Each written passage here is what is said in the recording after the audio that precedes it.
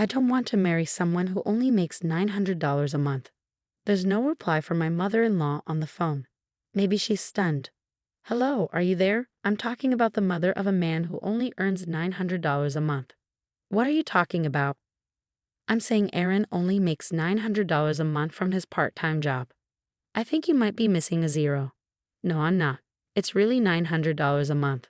My name is Maria, and I'm a 29-year-old housewife. I've been married to my husband, Aaron, for 5 years, and we live in an apartment. We don't have children yet, and though we're not rich, we live comfortably and happily, doing work we enjoy. About 6 months ago, things started to change. My mother-in-law, who lives nearby, demanded to move in with us. Despite our efforts to explain that we couldn't accommodate her, she didn't listen. To my surprise, Aaron supported her, which caused a lot of tension between us. Then Aaron made a troubling decision. After my father-in-law passed away a few years ago, my mother-in-law had been living alone and managing fine. But she started feeling uncomfortable being by herself and wanted to move in with us. The real reason, though, was that her house was old and falling apart. She didn't want to pay for the renovations, so she figured moving in with us would solve her problem. When we got married, Aaron promised that we wouldn't live with his parents.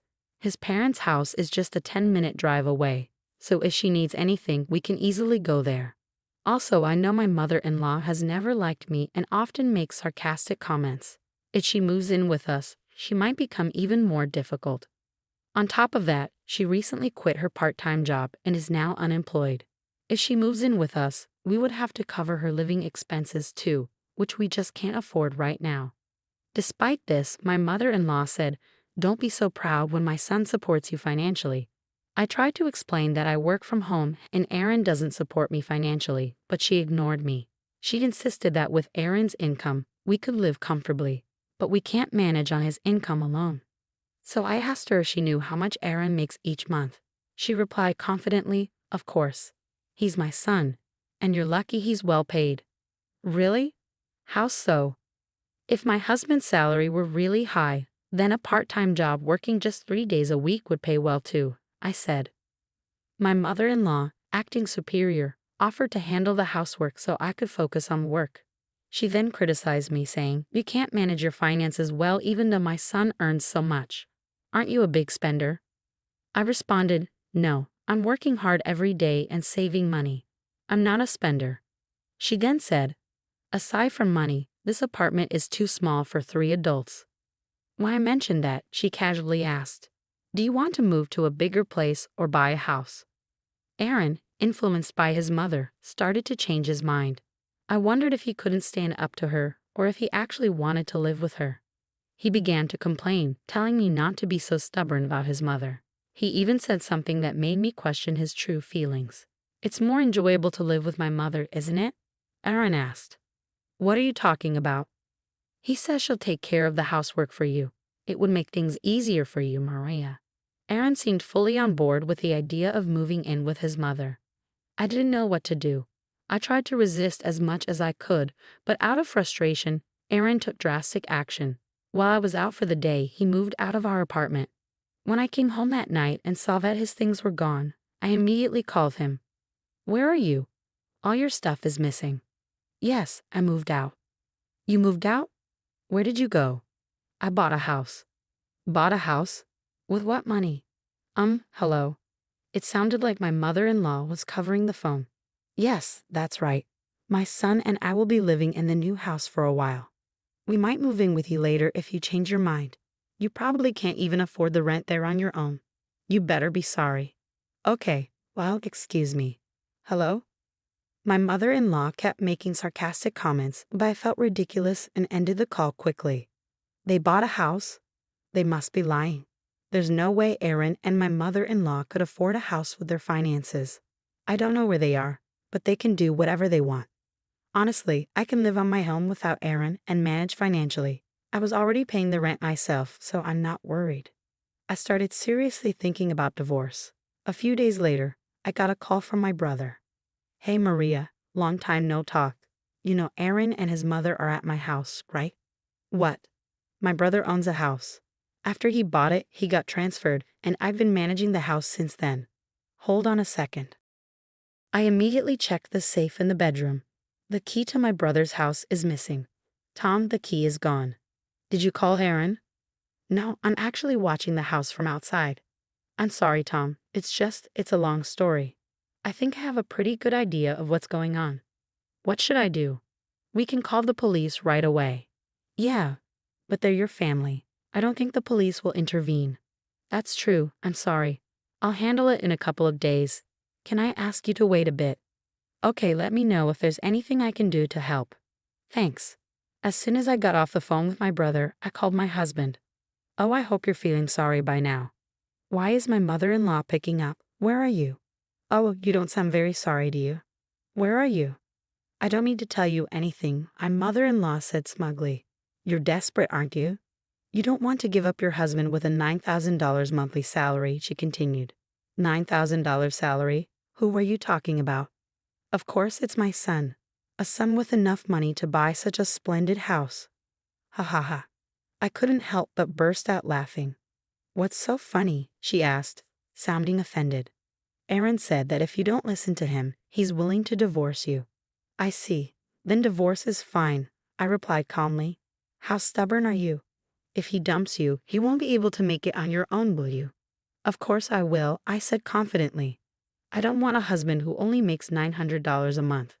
There was no response from my mother-in-law on the other end of the phone. Maybe she was speechless. Hello? Are you there, the mother of a man who only makes $900 a month? I asked again. What are you talking about? She finally replied. I'm saying that Aaron makes $900 a month from his part-time job. I explained. I think you're missing a zero, she said. No, I'm not. It's $900 a month. When I asked Aaron about his salary, he said around 9. Yes, that's right, around 9, I confirmed. Well, I guess it's hard to believe that your son only makes $900, I said. $9,000 is quite a high salary, she replied, still clinging to her misconception. It was thanks to my salary that we could pay all our expenses. By the way, my salary is around $500. You mean $5,000, according to how you're thinking. I'm not being supported by him. My husband quit his job a few years ago. Since then, he's only worked part-time 3 days a week. When I told my mother-in-law about this, she didn't react. I continued with my story. By the way, the house you're living in right now, the one you think my husband bought, it actually belongs to my brother. What? No, Aaron bought this house, she insisted. My brother bought the house, and I was in charge of it while his family lives in another area. He gave me the key, and Aaron took it without permission. What you and Aaron did is a criminal act, and I'm going to report it to the police.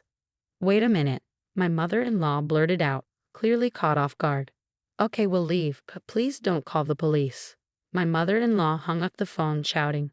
I'm sure she and Aaron are in a heated discussion now. When I went to check on my brother's house afterward, both Aaron and my mother-in-law were gone. They must have rushed back to her house in a panic. I immediately contacted my brother and apologized for the trouble my husband had caused. I still had one thing left to do, divorce my selfish husband. I signed the divorce papers and sent them to my in-laws' house. A short while later, my husband called me in a panic. You're kidding, right? I'm sorry, and I apologize about the house. So please reconsider, Aaron pleaded over the phone. I can't be married to a thief. Please enjoy living with your mother, whom you love so much. I can't stay with someone who doesn't respect me. Get a full-time job and good luck making $9,000 a month, I replied firmly. Aaron didn't sign the divorce papers right away, so I hired a lawyer. With legal help, the divorce was granted without much hassle. I was finally free from the impossible situation of dealing with my husband and mother-in-law trying to force me into living with them. My ex-husband and mother-in-law continued to live in their shabby house. Aaron tried to find a full-time job by going to the unemployment office, but because he had been working part-time for so long, it was difficult for him to find a company willing to hire him full-time. They are still living on his $900 income, and my mother-in-law had to start working part-time again. My mother-in-law now complains to him every day, and they fight constantly. I moved out of the apartment I had shared with Aaron and into a new place. I no longer have to support him financially, and now that I'm on my own, I can focus on my work from home even more than before. My income is steadily increasing, and once I save up enough money, I'm planning to buy a house for myself. Her husband just didn't understand his own situation, did he? If he had thought about it properly, he should have been grateful to his wife. Instead, because he didn't appreciate her, he ended up in this unfortunate situation. It's a good thing that Maria divorced him. Maria, enjoy your peaceful life from now on.